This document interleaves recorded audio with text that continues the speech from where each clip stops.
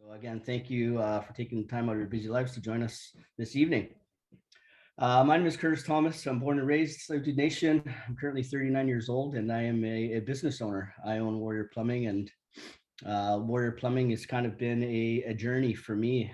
We're just going into our 11th year in business, and it's been quite the journey and quite the ride, and we're very blessed and thankful to be in a position we're in today, and hoping to continue to do some good things.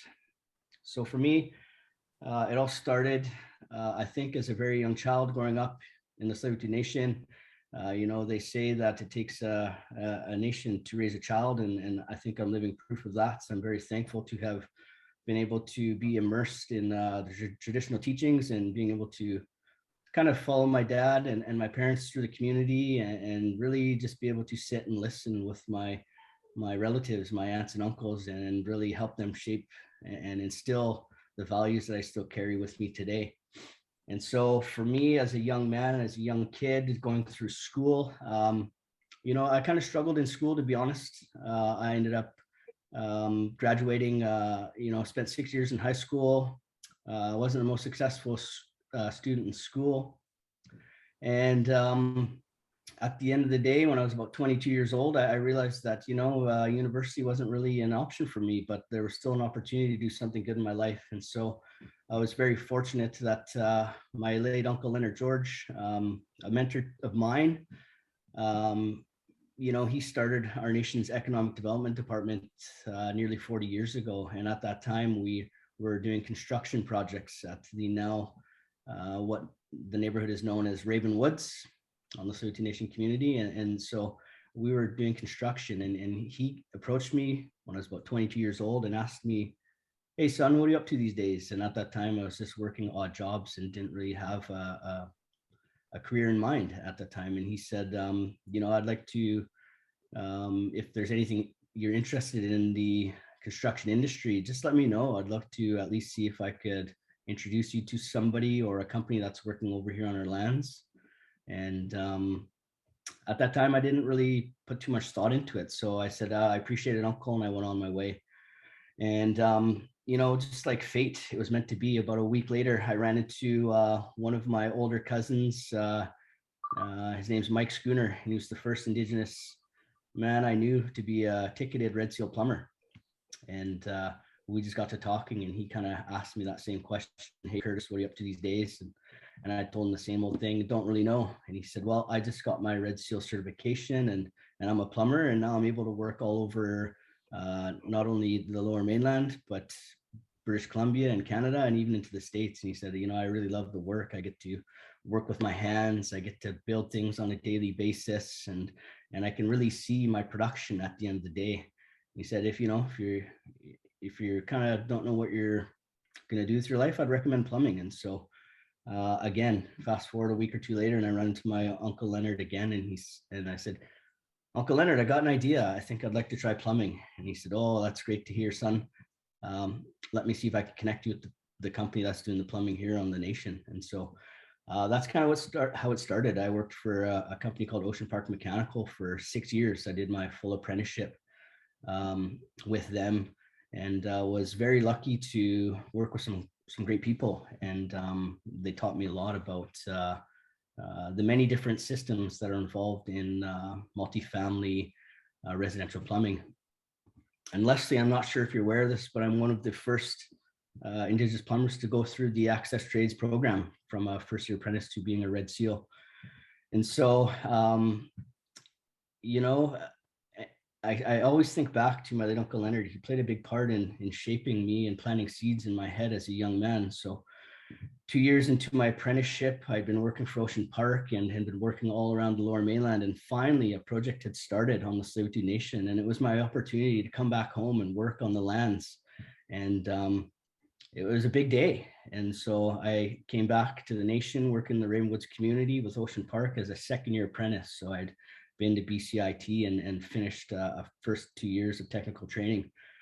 And my uncle Leonard said, "Hey son, I'm so proud of you. I heard you finished your first 2 years of your apprenticeship, and I'm getting good feedback from your bosses. You're doing a great job, and I just wanted to tell you I'm very proud of you. And this is what I do for the nation is it's not about just making money. It's about providing opportunities for our people in the projects that we are building.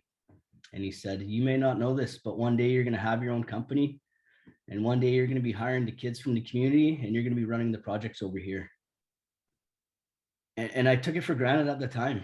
You know, I didn't have the foresight. I didn't have the vision. I probably didn't have the confidence. And I kind of said, okay, Uncle, I didn't really believe him. And I said, you know, I'm just trying to get my Red Seal certification here in my career. But it really happened. And so here we are now. We've successfully built over 300 units in the Ravenwoods community under Warrior Plumbing. And, you know, I've been very fortunate to have the opportunity to not only work within our community, but to hire, train, and mentor people from our community. We've got Dave and we've got Lex on this call, and you know, they're Tsleil-Waututh Nation members and they're core guys in my company. And you know, now I can see them. They are role models in our community. They are doing good things. They're living a good life. They're providing for their families. They're setting themselves up for a long-lasting, well-paying career. And for me, it's really come full circle.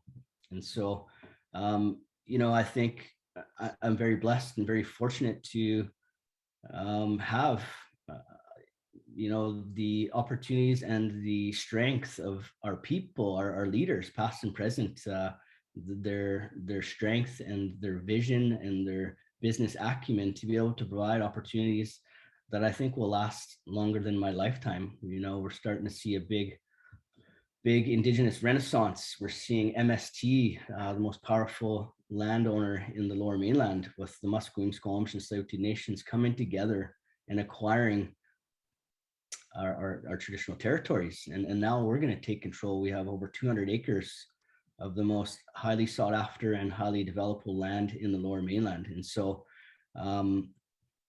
those projects right now are going to be lasting for the next 50 years. And as Canada continues to dispose of federal lands, those three nations will continue to buy them up. So it's a really amazing opportunity. And you know, I hope that Warrior Plumbing can play our part and continue to build upon all the great work that has been done to date by our leaders, and hopefully we can continue to create more plumbers and more role models and more people who are walking through our community, working on the project and working on the land. And so, you know, it's quite humbling to me, but I'm super proud to be able to work in our community. And currently Warrior Plumbing is working on Tsleil-Waututh Nation's community renovation project. And it's such a treat and a highlight for us to be able to go in and work in our families' homes. And you know, when they move back in and they moved into a newly renovated house, it's a really special and heartfelt moment that we get to share with our family. And I hope that Lex and Dave feel the same way I do. And so not only Lex and Dave, but we do have other Tsleil-Waututh Nation members working with our company, but beyond that, we have other Indigenous people. So, you know, it's all about bringing our Indigenous worldview into the business. And it's just a part of who we are as Indigenous people. It's in us. It's embedded in us to want to be able to prosper as a collective. And to me, I just live and breathe that. I know that if Warrior Plumbing can continue to be successful, then I hope all the people around me will join us and be successful together. So, you know, I think through, again, my late Uncle Leonard, he embedded me years ago that the importance of being able to give opportunities to our people. So that is one of our missions in Warrior Plumbing. It's just a part of me. I want to be able to provide opportunities for our people. And when I say our people, I mean Indigenous people. And, you know, obviously people from the Tsleil-Waututh Nation are near and dear to my heart, but it's bigger than that. And I want to reach out and extend the branches to all Indigenous people. And, you know, for hundreds of years, Indigenous people have been left out of the Canadian economy. And this is a time for us to, you know, like my great-grandfather, Chief Dan George said, rise again like the thunderbird out of the sea and grasp the tools of the white man's success. And it's happening, and we're proud to be a part of that. And we need the younger generations to come and join our team and take their spot in our canoe so we can paddle together into the future. So yeah, I think Loa, We'll see him. I think I touched all my speaking points, and at this time I'll turn it back to you. Thanks again, everybody, for joining us tonight. Thank you so much, Curtis. It's always such a pleasure hearing you share your story and what's important to you in building Warrior to the company that it is today, and just helping other people to rise along with you. It's great. Thank you so much. Now, can we hear from Dave? Dave, can you please give everybody an idea as to your background, and also what does a day in the life of a mechanical contractor look like and working at Warrior? And what do you look for in employees? Hello, everyone. Can you hear me? Good. I'll start with introducing myself. My ancestral name is Taslano. My given name is David Thomas. I am first cousins with Curtis, and we grew up together. So without getting too much into it, we did high school together, and never did I think that I'd be his first employee for Warrior Plumbing. But he is the reason why he gave me a call one day and asked what I was doing, and I was working for Edgewater Casino and a tourism, it's like a chartered cruise line out of Vancouver. And when he asked me, I was kind of just like his answer, where I knew what I was doing was making me a little bit of coin and a lot of friends, but I was looking for the next step, and it was plumbing. For me, it was plumbing as well, because as soon as I got to the first year of school, I met a lot of young Native men, and it just seemed to click for me right away. So I've been a plumber for 13 years, and I've spent 10 or 11 of them with Warrior Plumbing and Curtis. I went from being an apprentice all the way up through being a journeyman. It took me 2 times to pass the IP, the interprovincial, the final test, get my journeyman, to get my ticket. I think that's worth pointing out because I don't know how many of you guys enjoy school. It wasn't something that I loved. It was something that I knew I had to get done in order to get to the finish line. And I feel like testing was the only weak spot for me in school. I could do all the homework, I could do all the reading, the writing, and I could get along with, the teachers and the classmates and stuff. But the final test, it seems like the easiest of questions were the ones that tripped me up. As far as so I worked my way up to being a foreman. So I was a lead hand as well. And I am now a foreman for Warrior Plumbing, one of 2 foremen. And for me, the ride has been pretty fulfilling, just because to go from an apprentice all the way to foreman, I have lots to share with you guys, and I'm going to cram it all into 10 minutes here, because if you think it's all glitz and glam once you're up at the lead hand or the foreman status, it's really not. It's a lot more responsibility, and you are responsible for A, the guys having enough work, and B, making sure that we are sticking within the plumbing code, because that is like law for us. I think the most important thing when looking for an employee and for those of you that are thinking about getting into plumbing, I think there are some key things that don't require any talent. Punctuality, work ethic, being coachable or being teachable, depending on if you were in sports as a kid, what being coachable means. It's basically like saying yes to everything and then asking questions if anything is unclear. I think that there are other qualities that, body language, a willingness to learn, but the major keystone for me to harp on would be punctuality, because it's such a keystone habit that leads to other small successes. So if you sleep in and you're late for work, then you're feeling rushed and you get there and, you know, maybe a few of your other workmates have already been there for 25 minutes, half an hour, and it seems like they're not as frazzled or as flustered. I think that when you just set good routines, then you're always going to be not necessarily loving life, but definitely not hating it, right? Because nobody likes to be rushed around, and we all procrastinate. I think being organized and planning a little bit ahead, even if it's just for the next day, you're going to find a lot of success in any trade. Of course, I would love for all of you guys to come try out plumbing, but punctuality is something that you don't need a lot of talent for, right? And now for working for Warrior Plumbing, I feel like one of the major benefits, one of the major perks is that we have a family feel to the company. Curtis mentioned our Uncle Leonard quite a bit in his opening dialogue there, and he really was a mentor to both of our fathers. And the reason that that's relevant right now is that you are seeing the trickle down effect of, like, him and I are like brothers, but we're actually first cousins, and we grew up, you know, leading parallel lives, played sports, went to the same schools, but it wasn't until we became men that we actually started this professional relationship that also helped out the personal relationship that we have.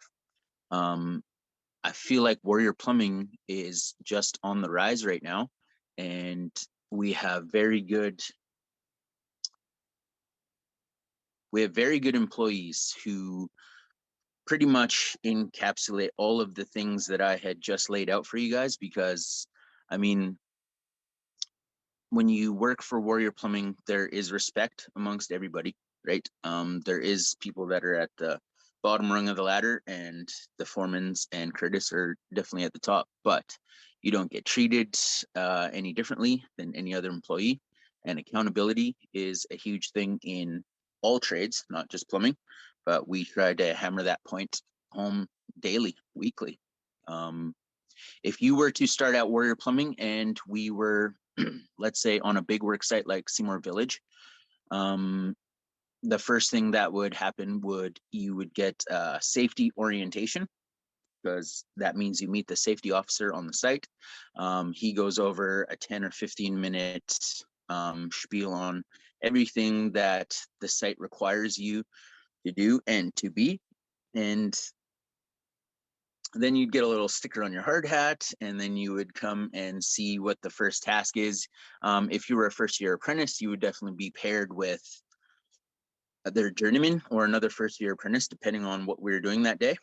That's just a little bit of what your first day would be like on a major work site. Your first day with Warrior Plumbing, like residential and stuff that we're doing right now, you'd probably be paired again with a journeyman or foreman, myself, and we'd be off to do a renovation at a single home, custom home. I feel like maybe I should stop talking about what the apprentices do. I'll leave some of that for Lex. But as far as working for Warrior Plumbing, if there's anything that you can take away from what I've said tonight, it's punctuality is key, and your body language says something before your mouth does. So if you get into the trades, just don't worry about what others are saying, because honestly, you could just say, you know, I've heard worse from better. So come work for Warrior Plumbing and let's start building. Thank you very much, Loa. Thank you so much, Dave, to give us a peek into what life is like on the job site, and also just what it's all about working with Warrior Plumbing, and how incredibly inclusive the company is, and wanting to just empower everybody to be their best and do their best. So thank you, Dave, for sharing that. And I just wanted to ask you, what could people expect in going into this profession? Like, what would be the starting salary versus what do you earn after, say, a couple years as being in the business, and then also being a full journeyman? What does that look like? Yeah, we start people off with no experience, $15 an hour, and it can go up to $30 plus after getting your certification. And I just wanted to add to some of Dave's comments there. As an employer, it's our job to make sure that we teach you how to do things. So, Dave made some really good points there. The biggest thing for us is being able to show up on time every day with a ready and a willingness to work. And so we all make mistakes. Nobody's imperfect. But we have to be accountable. So when we make a mistake, we acknowledge it, and then we learn from that and we move forward. And so as an apprentice, we have the saying that there are no silly questions, because if you can't ask a question, we can't answer it for you. So it's really important that clear communication is a big component of what we're looking for. But at the end of the day, we just want the right people to join our team, and we hope that we can teach you to become a professional plumber. And that's really on us. It's on us to make sure that we can train you and teach you the skills. And with Leslie's help and ACCESS Trades, we feel like, at the end of 4 years, you'll be in a really good place to have your Red Seal certification. So thank you. Wonderful. Thanks, Kurt. That just gives everybody a bit of a better idea as to what they can expect coming into this kind of position. Thank you so much. And Lex, can you tell us a little bit about what the experience has been like for you being a first-year apprentice, and also how long have you been in the business for now? So yeah, I've been in construction for like maybe 5 to 7 years. Plumbing wasn't my first trade. I was actually roofing before I went into plumbing. It's like very seasonal work. So once it starts raining a lot, it's like you don't get a lot of work. And my boss was actually like buddy of Kurt's. He ran his own business as well. And then I found out that Kurt was having his own business and that they were looking for people. So my boss actually let me know that it would be okay if I left his company to go help Kurt work over there. So that was really nice for me. I've been plumbing for like, I think 3 years now with Kurt.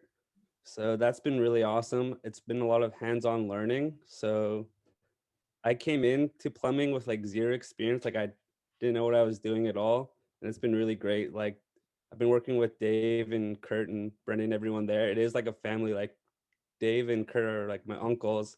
I have my first cousin working with us too. So it's been like a real family feel. So it's been really nice at Warrior. The kind of things that I've been doing, Kurt's actually helped me get my like scissor lift and genie lift. That's been one of my favorite parts about plumbing right now. Is all the rainwater leaders I gotta run. What else?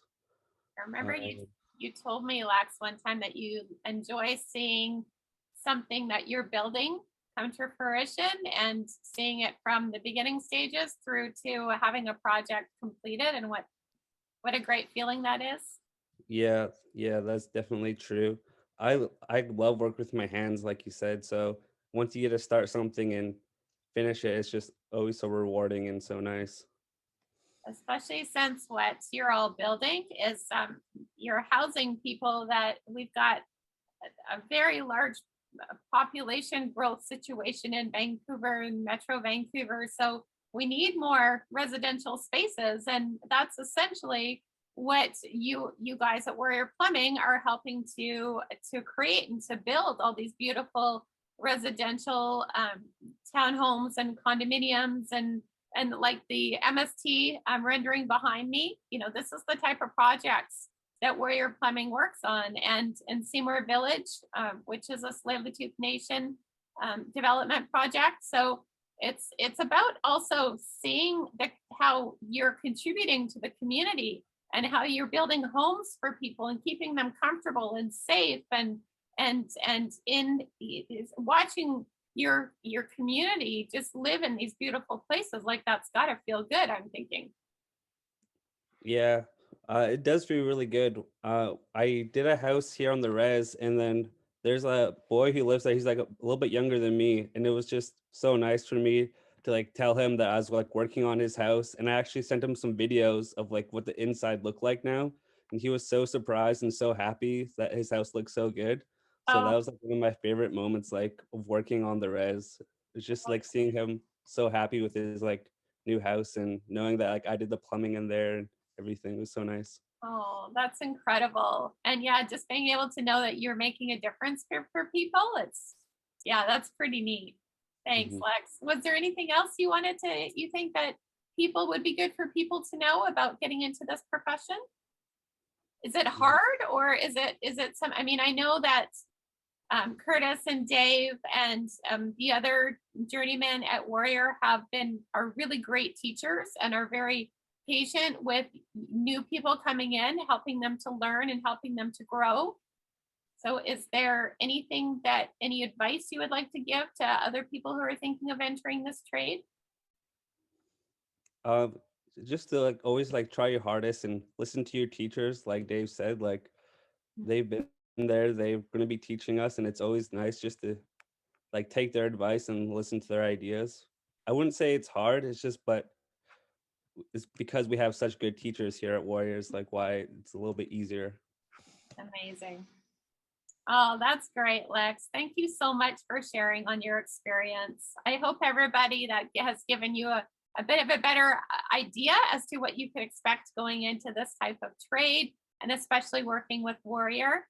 And now I would like to ask Leslie if he wouldn't mind sharing a little bit about what you do at ACCESS, Leslie, and how you help people to advance their careers. And you guys have a whole bunch of resources for people, Indigenous people, to access. So take it away. Thanks, Loa. I'm just going to go to gallery view here. Okay, so hi, my name is Leslie Yellani. I'm from Big Stone Creek First Nation, and I'm a training employment coach with ACCESS. So I've been with ACCESS for over 4 years now, and I'll just kind of do a little bit of a story of myself. So I grew up in Alberta. I'm a journeyman steam fitter by trade. I got into the trades kind of like Curtis, like, you know, I got in out of high school, I dropped out of high school, and then, you know, there was a program out in Alberta at the time, and they pushed me into this program, my football coach and my principal, and I picked steam fitting. And then from there, it was kind of like Lex. I was laughing because Lex reminded me when I first went on the site, I thought a gasket was a spacer, right? And that was my experience. I had no experience, right? But the people were willing to teach me. And so I got my apprenticeship. So I was 19 when I started. I was 22 when I finished my apprenticeship. It was a 3-year trade back then. It's 4 years now after being harmonized. And I moved over here to the West Coast, and I worked in the shipyards for a couple of years. So C-SPAN as a steam fitter. Now I work for ACCESS. So what I do here as a training employment coach, for the people that are, you know, kind of logging in, I appreciate you coming in and taking some time to listen to us talk. And yeah, so kind of what we can do for you is what ACCESS does as a whole. We help the urban Aboriginal community to get into the labor market, kind of what Curtis was talking about. He finished his Red Seal apprenticeship through us. We help train him, send him to school, which is technical training, what he's talking about earlier. He went back out, you know, he was employed, and, you know, rinse and repeat until your apprenticeship's over. So what we here do in my department is the trades department. So I've been doing trades, like I said, since I was 19. I know everything I feel that there is when it comes to trades. I breathe trades. And I want to see our people out there, you know, building bridges, building schools, building hospitals, you know, building communities, kind of like what Curtis and David were talking about, and Lex. And so we run trades foundations throughout the year. We run piping foundations as well.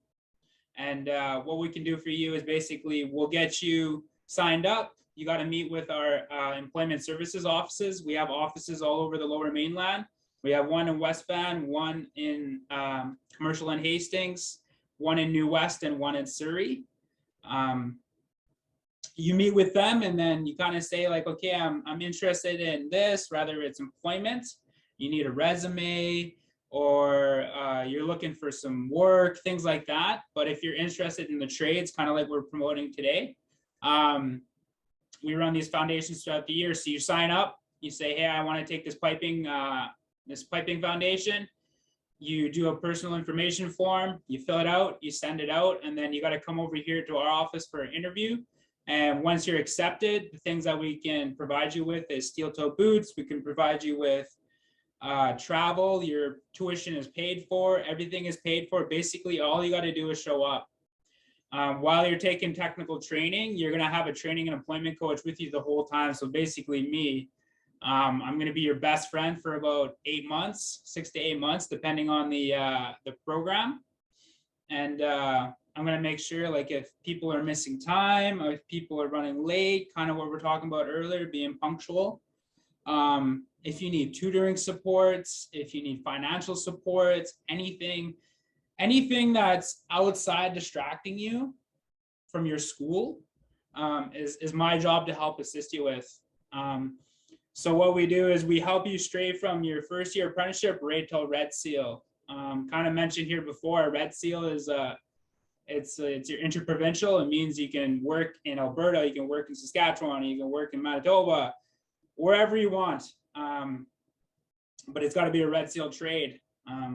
So once you finish your foundations with us, we'll register you with ITA, which is the Industry Training Authority. They're the governed bodies of BC. And we'll fill out your hours, we'll get your hours, we'll track your hours, rather you or the employer. The employer can be your sponsor as well, but ACCESS can be your third-party sponsor. And basically, we'll get you right till Red Seal. That's our goal. Our goal is to get you straight from level 1 to Red Seal. If you need additional training, kind of like Lex said, if you need Zoom Boom, if you need scissor lift, anything like that, we can help pay for that as long as the employer puts it on a letterhead and states like, look, Leslie needs scissor lift or aerial platform to be employed. We can assist with that as well. If you're going to technical training school, you need some tutoring, we have Essential Skills in New West, we can send you there for tutoring. And basically that's what we do in the trades department. So there's over 100 different trades, there's over 50 different Red Seal trades. And obviously we're here and we want you to be a part of plumbing. Plumbing is a great trade. I'm a steam fitter by trade, so you know these are my brothers. It's all piping, you know. So whether that's your path or not, you know, ACCESS can help you in other ways too, right? Like if it's electrical or anything like that, we can help assist you. It's kind of like Curtis said, we want to see our people out there working, right? You know, building communities and building careers for themselves. And, you know, that's why I kind of started doing this, is because I wanted to see our people and help our people and get them into employment. And, you know, later on, students come start their apprenticeship and finish their apprenticeships and they come back and they're Red Seal and, you know, they have a, you know, they have a family and they're providing, you know, and, you know, it's such a great feeling. So what more than ACCESS can do is kind of, I seen Lowell put it in the chat. We have a Blade Runners program as well. So if you're kind of in a youth area and you're kind of figuring out, I don't know if I want to be in a trade. I don't know. I do want to make some money though. We have a program that's specifically for youth. The cap of the age is 30, and basically get 2 weeks of skills training and safety training. And then we can send you out straight into employment, you know, labor jobs, rod busting, things like that. And we can get you out in employment. And once you're out there, you can kind of see what it's like to be on a construction site, right? You can see the people going, the electricians going to work. You can see the plumbers going to work and they're building the houses, and you start to spark an eye and it's like, you know what, maybe this is what I want to do. This looks really fun. And, you know, I really want to kind of get into this. Rather if you're going back to school and you're kind of thinking, because there's more than obviously just trades, but we're here to promote, you know, what we do as a living, but ACCESS can help you with other things as well. So that's kind of a broad spectrum of what ACCESS can do to you. We just want to be here to support you guys. We want to get you guys employment. We want to get you guys into training. Curtis is here to, you know, get people into the trades, the plumbing trades, especially. So other than that, I don't think I got too much more to say. I really appreciate each and one of you coming down and just taking some time out of your day to listen to us and listen to what ACCESS can do for you. I'll put my phone number and my name in the chat. If anybody wants to reach out to me, if you have any questions, right? You're like, you know, I just want to kind of talk to you and pick your brain a little bit about maybe steam fitting or plumbing or whatever, right? Or more, if you know, you don't feel comfortable and you just need to talk, like I'll put my name and my number in the chat and you can reach out to us. And we have a website as well, accessfeatures.com. And thank you for having us.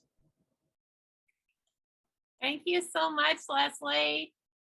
Okay, everybody, I hope that gave you some really great insights as to what your opportunities could look like in joining Warrior Plumbing as a mechanical contractor, or getting in touch with Leslie and exploring your options and just seeing what you might enjoy doing and what area you would be most interested in going into.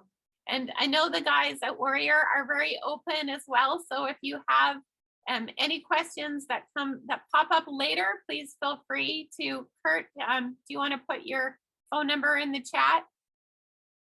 And then you can give Kurt a call and ask him any questions about joining the company.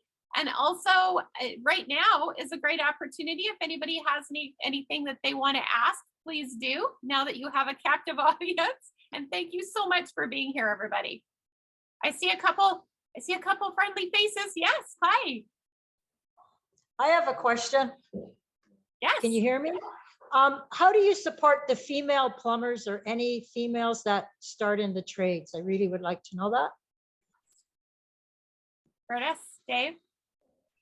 Yeah, I would just say that we're always looking for good people to join our company, and we're not biased by gender. So we're happy to support people, and you know, it's important to get people involved and do our best to make sure that we can arm them with the tools that they can put in their tool bag, if you will, to become successful in plumbing, but also successful in life. And so, you know, we're seeing a big shift, and we're seeing more women get involved in trades, and it's great because they do a fabulous job, and they can do the things that men can do. And it's important that we have representation in the trades. And so, yeah, we're not biased by gender by any means. We're here to support people. And so I'm not sure if Leslie wants to add any further comment. Yeah, the national percent for women in trades is kind of like Kurt was saying, we need more women in trades. The national percent right now is 5%. You know, we'd like to see that doubled. ACCESS as a whole is actually 8%. So ours is better. More importantly, there's apprenticeship grants for women that join into training. Typically you finish level 2 and 3, you get a completion grant. For women, they actually upped it as an incentive for women to be in trades. We want more women in trades. Like Curtis said, it doesn't matter. We're not biased. I've worked with many women in the time that I was a steam fitter. I've seen people in welding, seen people in carpentry. I've seen women in instrumentation tech, electrical. So if you want to join, I really encourage you. The trades have been nothing but great to me. They put, you know, clothes on my back and supplied a great living for my family. So. That's great. I won't be joining. I just had my 65th birthday yesterday. But I know all about the trades. My father was in construction, a Slovenian man, and a Métis family. So I just wanted to bring up the thing about females, because in my generation, it was harder for females in the trades. And I was more looking like support for counseling for them, because it can be hard on sites for some females. And I totally love the trades, by the way.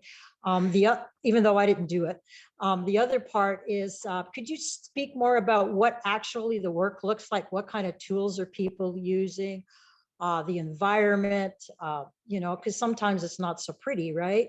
You know, if you're doing with sewage, like the environment, the tools, the mechanical abilities, the math abilities. Could you share a bit about that so some of these folks that are listening could hear that? Those are all my questions. Thanks, everybody. Thank you so much. I'm gonna jump on that super quickly. Hi, my name's Teo. I work through the Urban Native Youth Association. Hi, Taylor. Just jumping on, just jumping on what Bond said. Yeah, I guess also for youth specific, what sort of, like Bond said, math and like educational background would be required. What sort of yeah, can't think of the word, but you know, schooling. Sure. Well, that's a way to put it. Yeah. I could answer this one. Okay, Dave. Thanks. Great. I think the math, I was fairly decent at math in high school, but I did only get to grade 11 before I chose accounting. So my first year in school, myself and my buddy Brendan, who's the other foreman, we first met in the Native Education Center on 5th, just up from Science World. And him and I were the top two guys in the math. I feel like saying the math is difficult in years 3 and 4 for apprenticeship. I think the equations just get longer. So you're gonna want at least a grade 10 math is what I'm saying. As far as the tools that you would be required to have on day one, I mean, we're talking maybe a measure tape, a pencil, or a pen, and we would definitely get you started on day one or week one with a list of small hand tools that are required of most first year apprentices. That would be torpedo level, which is, we're talking like a $10 to $20 tool. And after that, then we get them to get a hammer, just small tools to start off, because another great perk about Warrior Plumbing is there are a number of team tools. There's a number of tools where, because I just chuckle because one guy used my tool and didn't put it back, and today I needed it. So, I mean, some of my newest apprentices have a limited arsenal of tools, but as soon as they find out that Dave has something cool, or Brendan has something cool, or Lex has something cool, they want that wrench too, because there's a million different crescent wrenches and there's a million different, you know, you're not going to be on day one, you're not going to be required to know how to use pipe wrenches, right? That's what ACCESS Trades and first year schooling do for you. You will learn how to use basic tools at your first year of schooling, and you'll learn what they are called, because there's technical names and then there's names that you'll hear amongst different work crews, right? So again, to get started, it's just a willingness to learn and a willingness to show up every day, because you're going to learn from some pretty good plumbers. Thank you. Wonderful. Thank you, Dave. And if I may jump in. Okay. Yeah, so you know, when you start off brand new to the trade, of course, we can expect you to have every tool in the books. Your journey through a trade is progressive, and so every day you learn something new. Every day you get a little bit better, and you know, hopefully 4 years into the trade and beyond, you really become a craftsman. And so you know, we have a sense of pride in the work that we do, and so you also have a sense of pride in the amount of tools that you carry. You know, if you want to do the job correctly, then you need a certain tool that may only do a specific job. And so over your career, as you start making steady paychecks, you start going through school, you start making a little more money every year, you get a raise, then you're able to start filling your toolbox with the necessary tools. And it's also, for me, being an employer, it shows me a really sense of pride in an individual when they are investing in themselves and they're investing in their career, and they are now able to do more work because now they have more specialized tools, where if you're carrying around a hammer, then all you're going to be doing is banging nails all day. So it's really important that as you progress through your career, you gain more knowledge, you gain more responsibility, but you also acquire more tools that allows you to now take on more specialized work. And we did have a question on what does the work look like. And so Warrior Plumbing, we kind of have 3 different revenue streams, 3 different sub categories. First one being service work. Service work is running around, usually smaller jobs, day to day, working for a homeowner, and it may be something as simple as a backup toilet. It may be a leaky faucet. They're often short-term jobs working for a homeowner, and sometimes they can be on the dirtier side of the work. If somebody's toilet is backed up and you have to come in and snake it, or worst case scenario, their sewer drain underground is completely backed up and now they have sewage backed up into their home. So that is a very small percentage of the work that we do. The next category would be custom homes and renovations. And so a renovation is going into an existing home that is already built and then altering the work that has been done. So oftentimes we're going to a job and we're tying into existing systems. So we could be tying into existing drainage systems, and they can be running a multitude of different materials: copper, cast iron, PVC or ABS plastic piping. We could be tying into water lines that could be copper, PEX, this old gray poly V piping. And then basically a renovation or an alteration, we're redoing something. So, maybe a kitchen is 30 years old and it needs to be redone. So when the homeowner or the contractor redoes it, sometimes the layout changes. So we're tying into an existing system to suit a new layout. And in that case, we're usually dealing with a contractor who's working on behalf of a client. And then a big portion of our work is new construction. And so in the new construction, we're lucky. We start often with a hole in the ground and it's this blank canvas, and we're working for a developer. And so we have some freedom to design a system. We work off of engineered drawings and blueprints that help guide us to start, but oftentimes there's a freedom and flexibility for us to work outside of those drawings, but making sure anything that we do fits underneath the local plumbing code, which Dave mentioned earlier is basically our law, and it governs on how we have to pipe things. And so in that case, we're often dealing with all brand new piping. It's the cleanest work in plumbing. We're unwrapping parts, we're unwrapping fittings, all brand new piping. It is quite glorious. If you've been in the trenches and you've done some dirty sewage work in the past, there's quite the contrast. So we love the new construction stuff. We just feel like it's a little more creative. We get to really see our production. We start from a hole in the ground, and 18 months later, we've got 100 units and we've installed sinks and toilets and people are moving in. It's happy, it's rewarding. So those are kind of the 3 different revenue streams that we currently work in. Curtis, we had a question in the chat. Can you talk a little bit about the hours and what that looks like that you work? Yeah, okay. As a business owner, you got to be on 24/7. I often get emails and phone calls, Sunday 10 p.m., Saturday 6 p.m. And I try to manage things, manage our team, manage our deadlines, manage our projects well enough that our guys can work for the most part Monday to Friday, 7 to 3:30. It's important to have balance. I think there's more to life than work.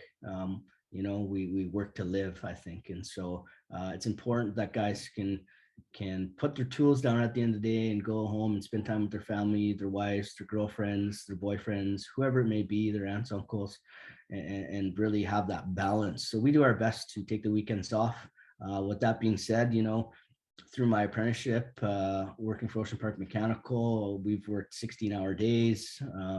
Again, working with Warrior Plumbing, Dave probably remember some early days when it was just him and I, a 2-man crew, where we were just getting the work done, where we may have the water shut off for a day and we get hit with a curveball. And so what we thought was going to take us 8 hours, all of a sudden Dave and I are working 12, 13 hours to be able to get the water back on in order for the homeowner to be able to use their plumbing overnight. So it really depends on the day, but we do our best to make sure that we're working as close as we can to a Monday to Friday set schedule so that our guys can go home and do the things they like to do outside of work.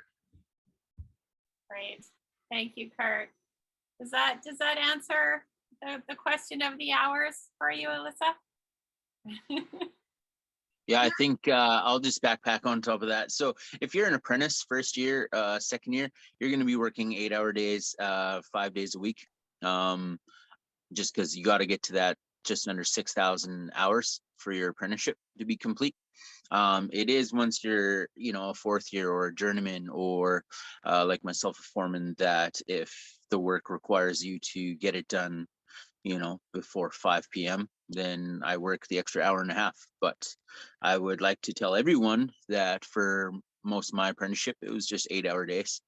What Curtis was talking about is it does happen, but the crew is large enough that, if you have a strict, like say, I don't know, everybody has their own lives. They might be a single parent that requires you to get somewhere by a certain hour.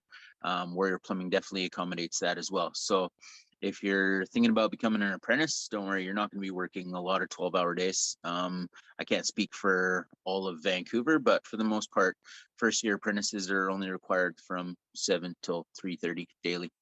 The most important thing for apprentice is to show up every day on time. Thank you. Thank you so much, Dave. Wonderful. Any other questions? I think we're getting close to our hour, and I know everybody's been a captive audience, and thank you so much to the guys for sharing what you have so far. Any other questions about the job? Okay, you ready to do the draw then?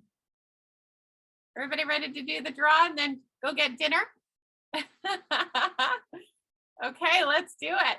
All right, I think I am going to share my screen so you can see this nifty little roulette wheel that I have.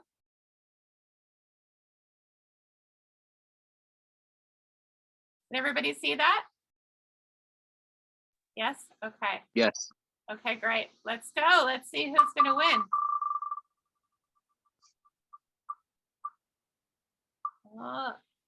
Slevin. Did I say that right? Slevin, yay!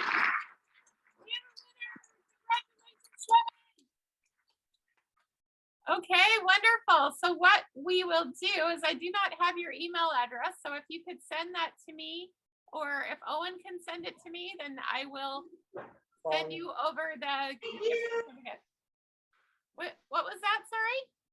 Thank you. Oh, you're welcome. Our pleasure. Thank you all so much for attending today. This has been just a great session, getting to know you a little bit and finding out what your interests are. And hopefully our guys at Warrior were able to shed some light on what a promising career this could be for you.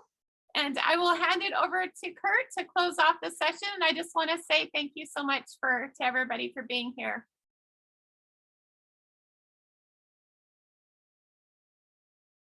Thanks, Anita. Kurt, I think you're on mute. Just realized I was muted. First and foremost, I'd like to thank Loa and all of her hard work, putting in countless hours, facilitating with many people to make this event happen. It's been quite a joy to work with her, and she really, this event is all of her labor. She's put in all the hard work, and it's been quite a journey and a fantastic experience to be a part of. Secondly, I want to thank Leslie from ACCESS Trades. Not only Leslie, but ACCESS Trades have been a long time ally for Warrior Plumbing. Whenever we need anything, they always step up to the table for us. I just want to thank Dave and Lex for taking time out of their evenings as well to come out here and share their story. And lastly, I just want to thank everybody else for taking time out of their evenings as well. And we hope that this gives you an idea of the opportunities that exist with Warrior Plumbing and in the mechanical and plumbing industry. If this sounds like something that you'd like to pursue, you can upload your resume directly to Warrior Plumbing's website or email info@warriorplumbing.ca. And as Leslie mentioned, you can start your certification process by signing up at ACCESS's Blade Runner program. Loa has included the links and downloads in the chats. I'd like to say, Aichka, thank you, everybody. We appreciate it. And, take care. Thank you so much, everyone. Please feel free to reach out to us if you have any other questions, and we look forward to seeing you again soon. Bye. Have a great evening. Good night. Hey, Ella. Bye. Bye, everyone.